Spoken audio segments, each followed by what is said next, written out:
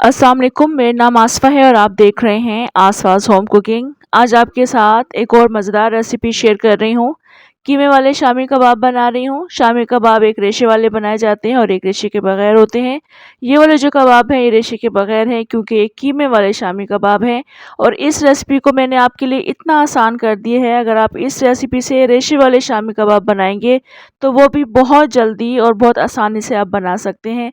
Recipe आपने मुकम्मल देखनी है, बहुत मज़े की रेसिपी है और आसान रेसिपी है। रेसिपी अच्छी लगे आपने लाइक भी ज़रूर करना है। तो चलें मज़ेदार से कीमे वाले शामी कबाब की आसान सी रेसिपी देख लेते हैं। यहाँ एक पैन में कीमा शामिल कर देंगे। कीमा आधा किलो है। साथ ही हम इसमें लहसुन का पेस्ट ऐड करेंगे 1 टेबल स्पून, अदरक का पेस्ट ऐड करेंगे 2 टेबल स्पून। इसके बाद इसमें हम थोड़ा सा पानी शामिल कर देंगे।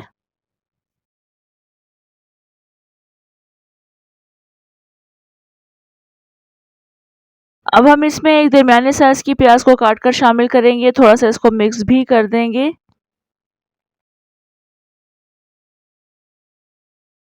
1 टेबलस्पून नमक शामिल करेंगे, कम रहेगा तो बाद में ऐड कर लेंगे। उसके बाद 2 टेबलस्पून इसमें कुटी हुई लाल मिर्चें शामिल करेंगे। ये भी हम बाद में चेक करके शामिल कर सकते हैं। इसके अलावा इसमें हम पिसा हुआ गरम मसाला शामिल करेंगे 1 टेबलस्पून भर के। ये भी हम बाद में शामिल कर सकते हैं। 2 अदद मैं इसमें सिनेमन स्टिक्स ऐड कर रही हूँ। 2 अदद ही बड़ी इलायची हैं। ये साबुत गरम मसालों में सिर्फ यही शामिल करेंगे। तमाम जो साबुत गरम मसाले हैं, लौंग, काली मिर्चें, ये अभी मैंने ऐड नहीं किए हैं। क्यों नहीं किए हैं वो आपको आगे बताऊंगी। तमाम शामिल करने के बाद थोड़ा सा पानी मैंने दाल के मुताबिक इसमें ऐड कर दिया है और दाल इसमें शामिल कर दिया। दाल को आधे घंटे के लिए मैंने भिगो कर रखा था। इसको मिक्स करेंगे और दाल से आपने देखा है थोड़ा सा ज़्यादा ही पानी मैंने शामिल किया है। ढककर रखेंगे तब तक के लिए जब तक कि दाल नहीं गल जाती और इनका पानी ड्राई नहीं हो जाता। अभी दाल भी गल चुकी है, पानी भी आप देख सकते हैं बिल्कुल ड्राई हो चुका है। ये आप देख सकते हैं पानी बिल्कुल ड्राई हो चुका है। इसको अब हम कंप्लीटली ठंडा करेंगे और उसके बाद फिर हम इसको चॉपराइज करेंगे। यहाँ देखें दाल बिल्कुल गल चुकी है। बस दाल का गला हुआ होना बहुत ज़रूरी है। दाल अगर गली हुई नहीं होगी तो चॉपराइज करने के दौरान ये दाल बिखरी बिखरी रहती है और कबाब भी बिखरे बिखरे बनते हैं। तो इस वक्त ये दाल कम्प्लीटली ठंडी हो चुकी है, ये मिक्सचर ठंडा हो चुका है। तो इसको मैं चॉपर में ऐड करूँगी, थोड़ा थोड़ा करके चॉपर में ऐड करेंगे। इसको चॉपराइज कर लेंगे और काफ़ी अच्छा चॉपराइज करना है। अब वो जो साबुत गरम मसाले थे जो मैंने बड़ी इलायची और दालचीनी शामिल की थी वो मैं इसमें निकाल रही हूँ। मैंने इसमें तमाम साबुत गरम मसाले यानी लौंग और काली मिर्चें इसमें इसलिए ऐड नहीं की हैं, उसकी जगह मैंने पिसा हुआ गरम मसाला ऐड कर दिया था क्योंकि वो जो गरम मसाले हैं चॉपराइज करने के दौरान बाज़ दफ़ा रह जाते हैं और फिर मुंह में आते हैं तो फिर वो अच्छे नहीं लगते हैं। तो आपके लिए मैंने बहुत आसानी कर दी है।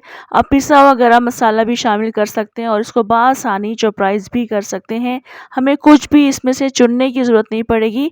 जो साबुत मसाले थे वो मैंने निकाल दिए हैं, बहुत आसानी के साथ निकल जाते हैं ये साबुत मसाले, दालचीनी और बड़ी इलायची। अब मैं इस चॉपर में इसको थोड़ा थोड़ा करके शामिल करती रहूँगी और चॉपराइज कर लूँगी। यहाँ मैंने इसको चॉपराइज कर लिया है और बिल्कुल स्मूथ चॉपराइज हुआ है। अगर आप चॉपर में इसको नहीं चॉपराइज करना चाहते तो आप इसको सिल पर पीस लीजिएगा। सिल पर तमाम साबुत गरम मसाले भी बहुत आसानी के साथ पीस जाते हैं। तो अब मैं इसमें थोड़े से हरे मसाले शामिल करूँगी।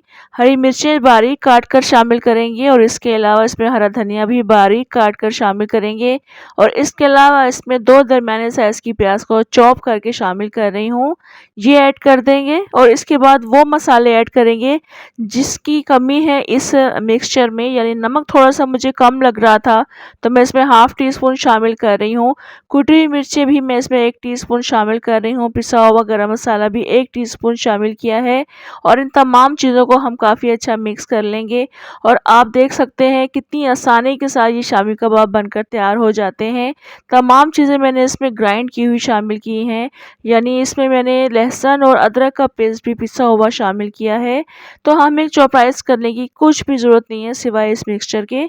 तो ये अब हम कबाब बना लेंगे। काफ़ी अच्छा मिक्स हो चुका है।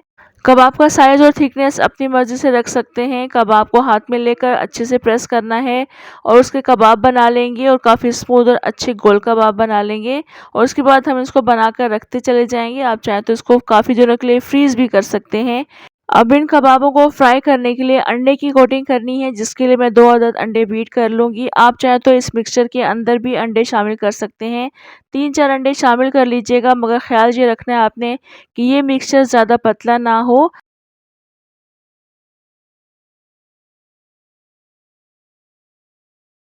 अंडे मैंने 2 अदद काफ़ी अच्छे बीट कर लिए हैं। उसके बाद हम इसमें कबाब डिप करेंगे और इनको फ्राई करेंगे। फ्राई करने के लिए मैंने ऑयल को हल्का-सा गरम कर लिया है। हल्की आंच पर तमाम कबाब फ्राई करेंगे और जैसे ही इनके ऊपर कलर आएगा, इनको हम टर्न करेंगे। जो भी रिक्वायर्ड कलर होगा, वो लेकर आ जाएँगे। 2 से 3 बार इनको टर्न करेंगे और काफ़ी अच्छा सा इनको फ्राई करके यहाँ से निकाल लेंगे और बाकी के कबाब भी हम इसी तरह से फ्राई कर लेंगे।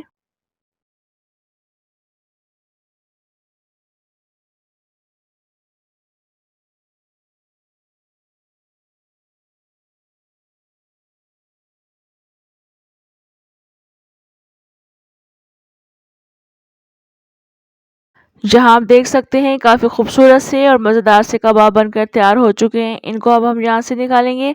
बाकी के कबाब भी इसी तरह से फ्राई कर लेंगे।